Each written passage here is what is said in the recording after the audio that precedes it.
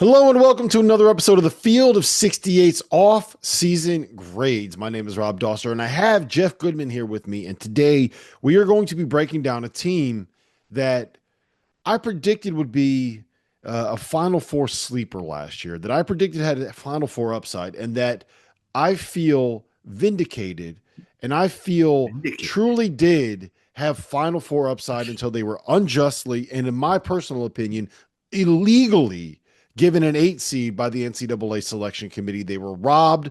My preseason prediction, I am going to say that the Louisville Cardinals were a Final Four team last year based on the way they played at the end of the season. I'm mostly joking here, but Goodman, we're breaking down the Cardinals. We're breaking down a program that lost an All-American point guard in Chucky Hepburn, that lost a couple of key pieces like Fats Edwards, Rain Smith, Corin Johnson has transferred out, James Scott has transferred out.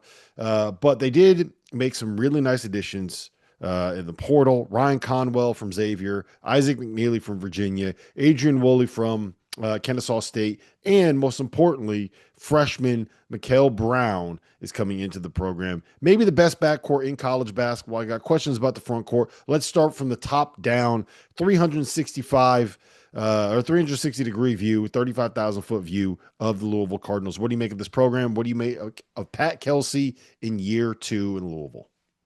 Well, we said he was the perfect hire at the perfect time for Louisville. Coming off Kenny Payne, who just didn't have a lot of energy. Program was a complete disaster. They bring in a guy that, frankly, can coach and can sell. And that's what this program needed, right? A guy who can motivate, who can get out there, connect, help raise money.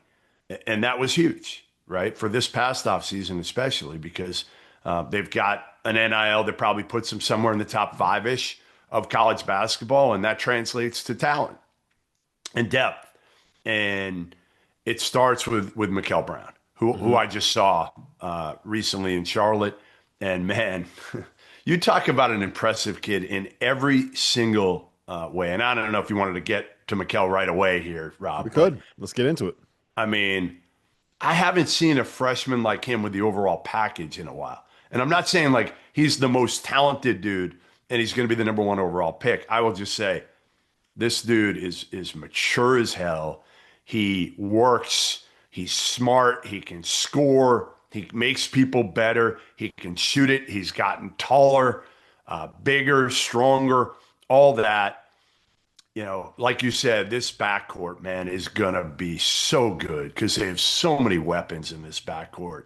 But it starts with Mikael Brown, who I expect to be their best player. And he walks in without a kind of some of these guys, especially these days who are making big money. They're walking in, hey, this is my program.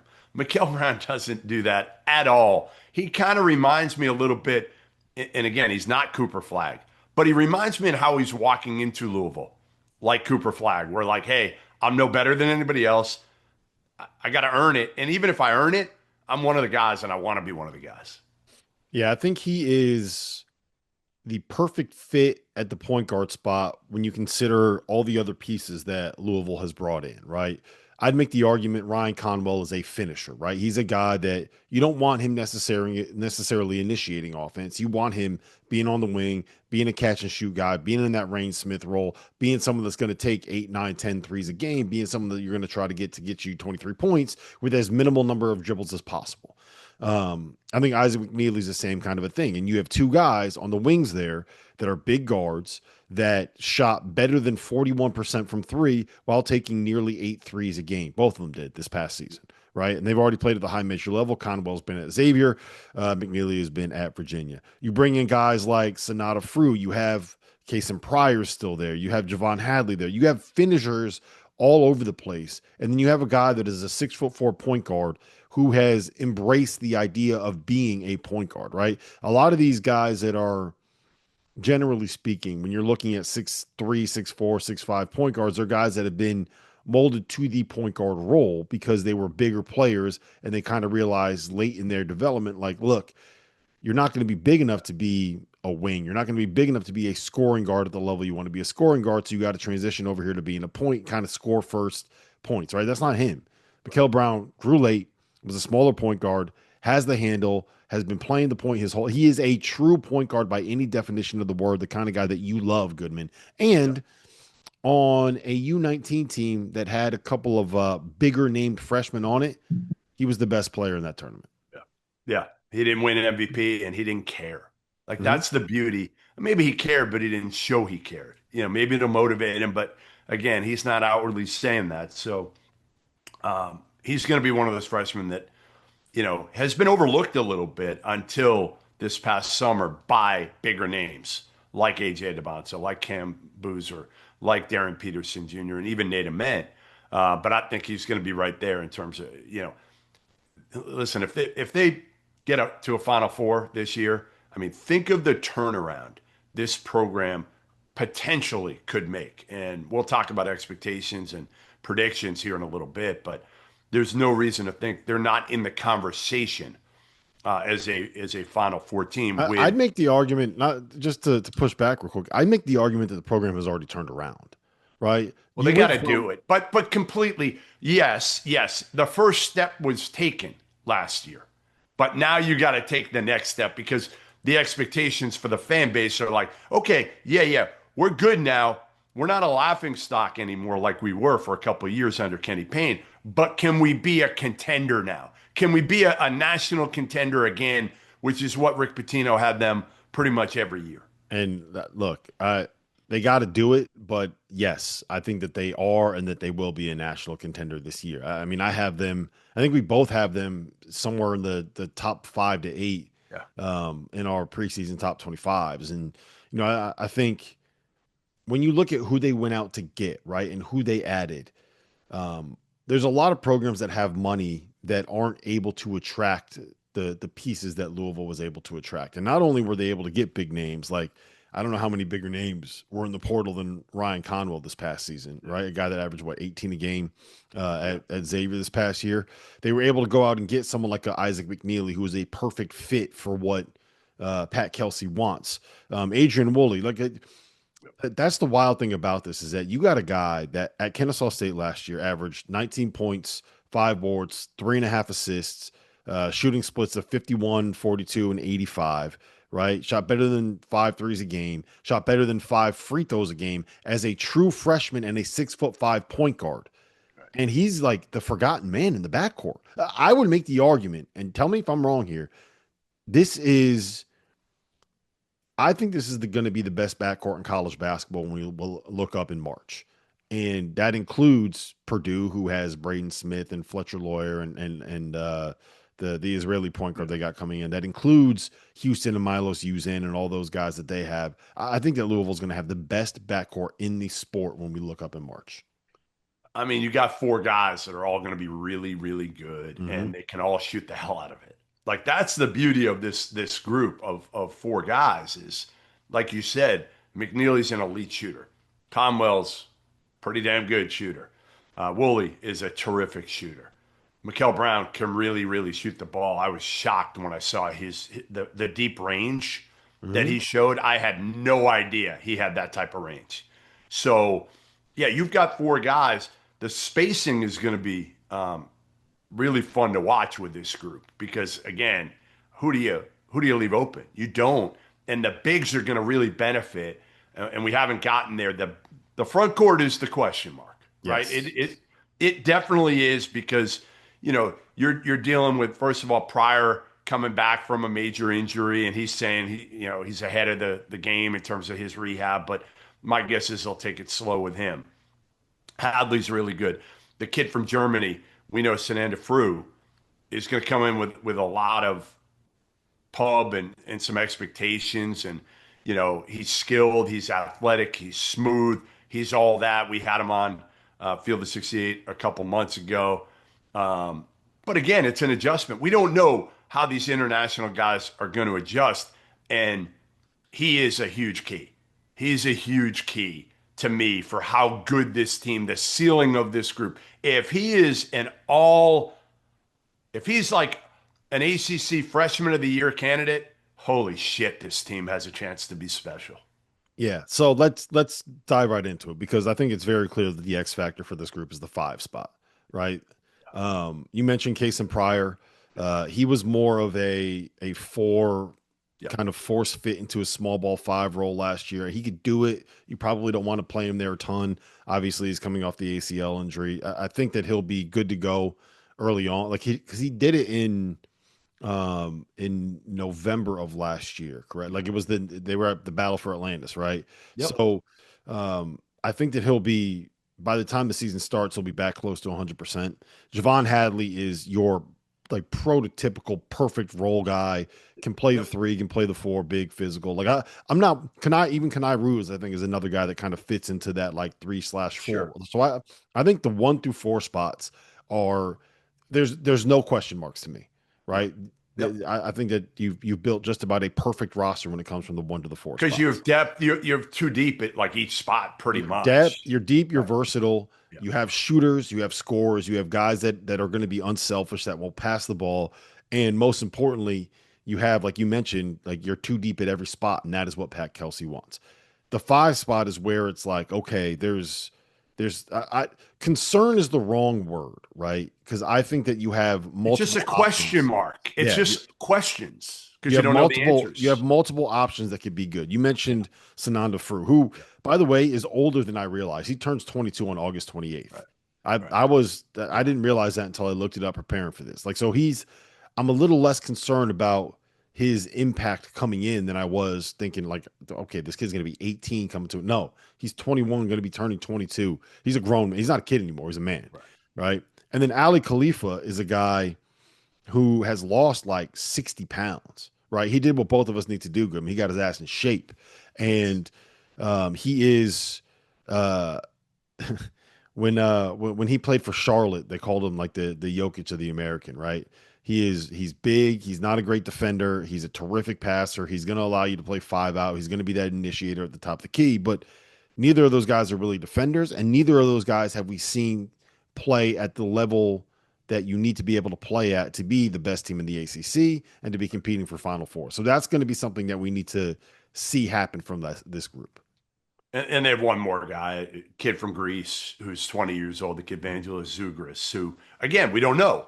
He's just another guy. And if Fru isn't ready, and I think Khalifa is going to be a 15-minute a game guy. That's my guess. Yep. So is this by committee? Well, they're hoping Fru is going to be the guy. They're hoping you can play Sananda Fru 28 minutes a game and he's ready and he's mature enough to do that. They feel like that'll be the case. But again, you don't know till you get him over here how that works out. And also just the depth at that position. You know, if Fru gets hurt, Khalifa can't play more than 20 minutes. I don't care what shape he's in. Defensively, you're not that's my worry, I guess, about this group is probably defense. We know they can score. I mean, those guards are going to light it up. And I think Fru can score. The question is, right, how good is he defensively? How good are those guards defensively? Are they winning games in the 80s and 90s? Can they win a tough game? Can they get these guys to buy in to being as good defensively as they are offensively? If you haven't heard by now, we have partnered with BetMGM for the season. We'll be using BetMGM lines to make all of our picks, and we'll have special offers for the listeners and the viewers. Download the BetMGM app and sign up using the bonus code FIELD. Deposit at least $10 and place your first wager on any game, and you'll receive up to $1,500 in bonus bets. Go download the BetMGM app and use the code FIELD today. Yeah, and look, let's call it what it is, right? You lose a guy in Chucky Hepburn who we had as an All-American who was in ACC play, probably the best player in the league, not named Cooper Flagg, right? Yeah. And so much of what he did was being the point of attack defensively and just climbing in opposing point guards and making it hard for them to run offense, making it hard for them to run ball screens. And as good as Mikhail Brown is, like he's not that guy. No, He's not out there to no, guard, and no. it always is a little bit difficult for freshmen transitioning into college to be able to get ready to play defense at that level. But specifically for someone that is kind of grew late and is Yeah. like he's slender, man. Like he's not a guy that No. is like big and physical and strong and broad. Like he's got skinny shoulders. I think the biggest question I have that's not so much for this year, but long term is he going to be able to put on weight to that frame? Yeah, he will. Right. He will. Okay. Because he just grew. He just grew. I think, I mean, this is a kid that was like 5'9", as Mhm. a freshman in high school, and he shot up. Um, so I think he'll continue to put on some weight. But man, he is so much fun to watch. He is so much fun to watch.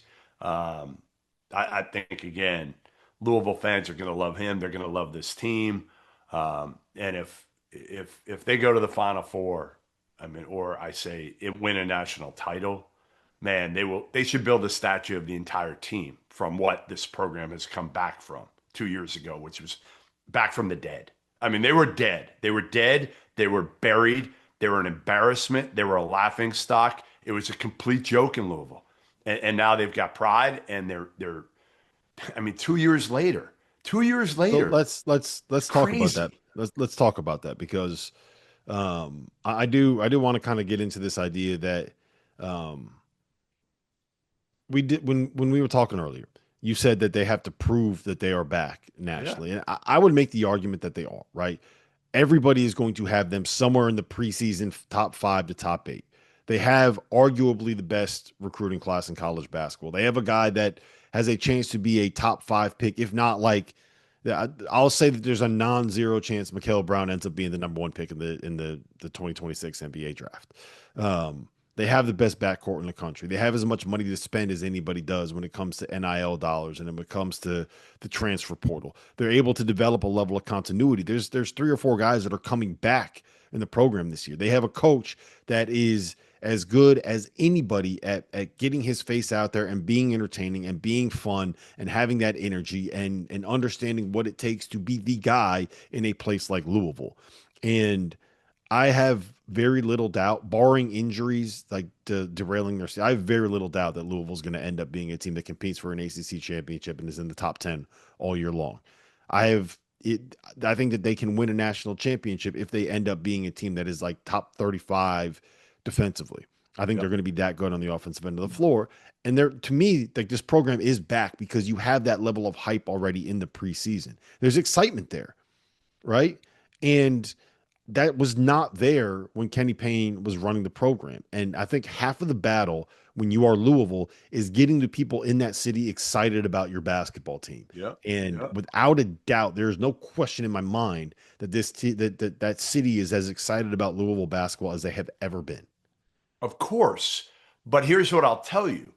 If they go through the season and it's Duke and Louisville is 1A and 1B in the ACC, which I think we both feel like probably will be the case, right? They'll be close, and maybe Louisville doesn't win the league, but they're right there with Duke. And then let's say they pull a John Calipari the last few years at Kentucky. Let's say they play Merrimack in the first round of the tournament and they lose. Well, do you think Louisville fans are going to be applauding the fact that, yeah, we're back in the regular season, but we just lost again in the first round? You got to win. You got to win in the tournament. I'm not saying you got to go to a Final Four, but I'm saying you better win at least a game this year in the NCAA tournament, no matter what you do in the regular season, because the expectations aren't just be relevant in the regular season. They're, hey, let's make some noise in the NCAA tournament here. Let's get to a Sweet 16 at least. With all this money, I mean, it's like Kentucky, right? With all this money, $20 million of a payroll, if Mark Pope goes to a Sweet 16 and gets knocked out, is that a successful season when he's got twice as much money as just about anybody else in the country?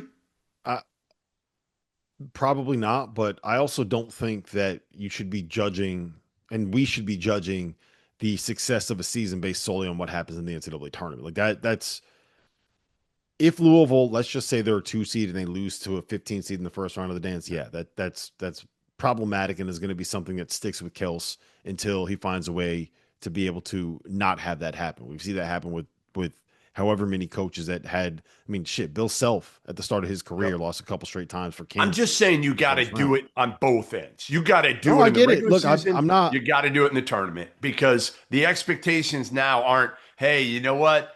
It's cute. It's cute. And you know what? We got to the tournament last year. We were an 8 seed. Hip, hip, hooray. awesome. Now it's like, no, no, we're back. We're back. We got the money. We got the roster. We got the top 5 pick in the NBA draft. We got depth. We got everything. So now let's be relevant in the NCAA tournament. Yeah, I think I hear what you're saying, right? And I have very little doubt that they will be. So I'm Right. just trying to wrap my head around this. Are you saying that you think Louisville's going to lose in the first round of the I Big am Dance not. this year? I am Pretty sure absolutely that not is. I'm saying. pretty sure that is that's what the I'm not headline of saying that. our tweet is going to be. Jeff Goodman thinks Louisville will lose in the first round of the tournament to a 15 Only, seed. only if they have to play Joe Gallo and Merrimack. Yeah, I was going to say I can't wait to That would be text it. Joe and tell him like, "Hey, That would be it. congratulations, man! You just upset Louisville in the first round of the dance." No, I don't. I'm just saying before we what do you put the cart before the horse or whatever? Like all I'm saying is like let's not get ahead of ourselves right now. Just because a team, I remember a year ago, again, a lot of people we were not just with Louisville but other teams were saying once they got all these transfers in, were plotting them, and basically Indiana was one of them at that point. If you remember Indiana, everybody was going crazy when Indiana put together their roster and be like, wow, Mike Woodson, unbelievable job. He saved his job, this, that, and the other. I'm not saying like Kels is going to be like that. I think Louisville is going to be a Final Four contender. Okay, I completely do. I'm just saying let's let it play out a little bit. Let's see how this all works before we start saying like, hey, you know what? Like they're back. They're completely back. They're not back yet. They're not back yet until they do it. Well, then in 4 months, what is it, Yeah. August? In Yeah. 6 months' time, when Yeah. you say they're back, I'll just say, remember when I told you they were back Fine. Fine. last February? Sure. Last February. Whenever you're ready to get on the bandwagon, you just let me know. I will say this though. All right, let's put some of this into context. So Duke, Carolina, Louisville, I think we will all agree are the three biggest brands that you have in the ACC, right? Yeah. Where do they stand right now compared to those other two teams? We got them in front of Carolina. I think that's inarguable. Yeah. Would you have them as the favorite in the ACC over No. Duke at this point? No. No way. No way. Duke to me is still the favorite until proven otherwise. They have a kid named Cam Boozer and his brother that never lose games. So until proven otherwise, I still have Duke at 1, Louisville a half a step behind at 2, and Carolina a full step behind at 3. I probably would have, if you forced me to pick right now, I think I'd probably have Louisville as the best team in the ACC heading into You've the been you've season. been watching To's tweets too much. That's your problem. No, I had to mute To. He's a little too much these days. Too much To is not a good thing. What about when you compare them to Kentucky? Because I think that's the real interesting conversation to have. You have the two rivals that both made a coaching change in the same summer, that both added guys that were, let's just say, relentless in their positivity and relentless in their Yeah, energy. yeah, true. Um, where would you have Louisville compared to? Because I think even 12 months ago, I think everybody would have said, yeah, Louisville's behind Kentucky, man. It really isn't all that close. And now both of them are preseason top 10 teams. Yeah, I mean, I think Louisville's made up some ground for sure in this offseason, even though they don't have nearly as much money. I think they're probably $5-7 million short. So I think Kentucky's got a little more depth than Louisville does, especially up front. I think that's an area that, especially when Quaintance gets back healthy, they're going to have an advantage probably over Louisville. But yeah, it is true. Like I didn't think of the positivity because again, we didn't know Pope was going to be like this, right? Until we Mhm. saw him at Kentucky. I don't think anybody knew he was like this. And this for a different episode probably, but I talked to him about that, and he said he's kind of changed over the last few years in his approach of not being as negative. Kels has always been not like he's positive, but in a different way, right? In a different way than Pope. So I think they've both become now teams that, again, probably could be top 5 preseason. I can't wait for that game. Now it's early, November 11th. I hate that. I loved having this game around Christmas time. I loved I, having it coming out of like Christmas. It was great. I don't Really? at all. I Why? love it. I love it because it there are very few things in college basketball that are going to cut through the noise the way that a Duke Louisville, or True. sorry, True.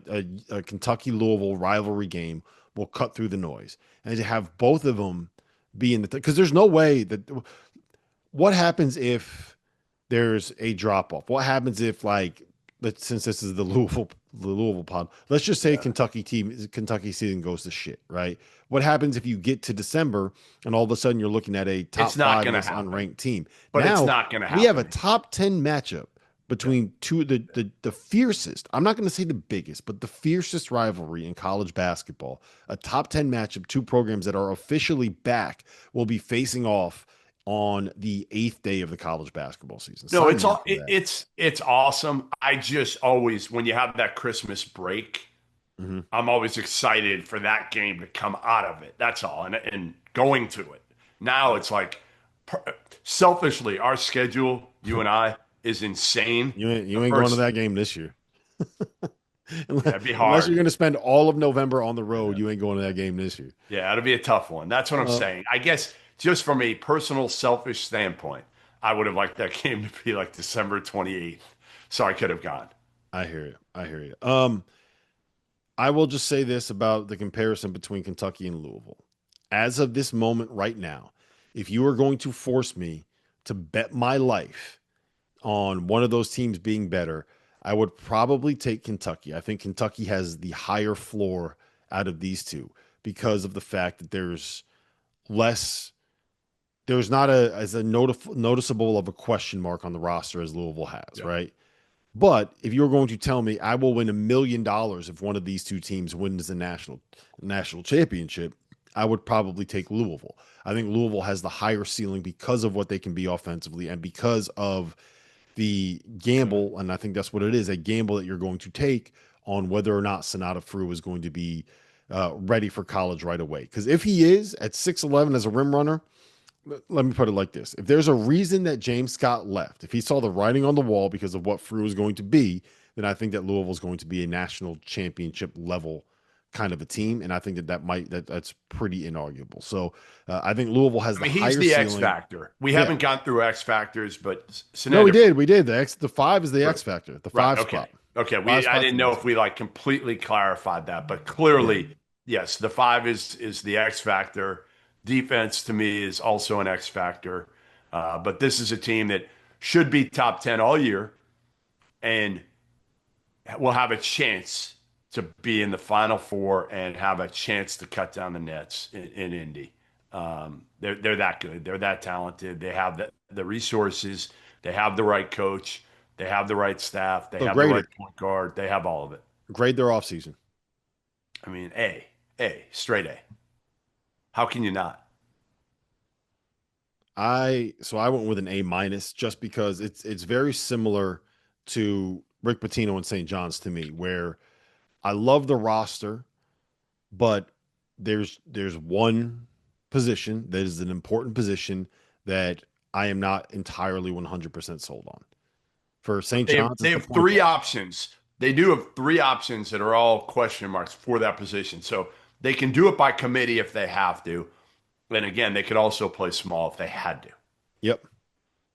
Yep. No, I hear you, and I think that they have a chance to be able to win it if they had a I can't think of anyone off the top of my head, and I don't want to throw a name out there, but let's if they had a more surefire, obvious answer at the five spot, it would be an A or an A plus to me. But I have them as an A minus, which puts them as a top 5 to 8 team in college basketball in my book, and I think that they can win a national championship. So hopefully, Louisville fans will actually listen to this instead of just looking at the graphic that gets posted on the social media channels and yell at me about having them as an A minus I'd instead like of an him A just plus or yell an at A. you. Just Yeah. yell at you for having the A That's minus. Don't we listen. all know. We all know that is what's going to happen. So listen, this has been the Field of 68 off-season grade for the Louisville Cardinals. Keep it plugged here on the Field of 68 on both the YouTube channel and the podcast feed. We will be rolling out probably about 40 of these off-season grades episodes throughout the off-season. So hope to see you here over and over again. Make sure you subscribe to the channels. And until the next episode, my name is Rob Doster. That's Jeff Goodman.